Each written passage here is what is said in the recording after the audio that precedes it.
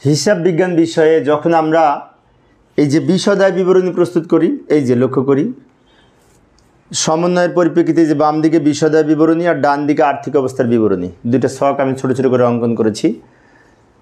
এইখানে রেওয়া মিলে বলা আছে সাপ্লাই 4,000 টাকা, আবার সমন্বয়ে বলা আছে ব্যবহৃত সাপ্লাই 3,000 টাকা।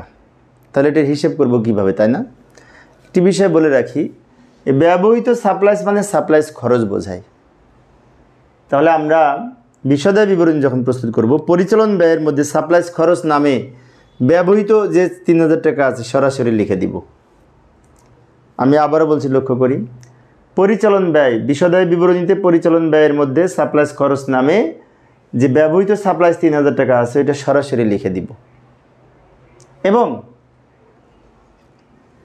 আর্থিক অবস্থার বিবরণীতে চলতি সম্পদ যখন লিখব তখন এই সাপ্লাইসের পরিমাণটা আগে লিখব প্রথম ঘরে। এখান থেকে এই সাপ্লাইস খরচটা বাদ যাবে, বাদ সাপ্লাইস খরচ বা ব্যবহৃত সাপ্লাইস বিয়োগ করে এখানে লিখব।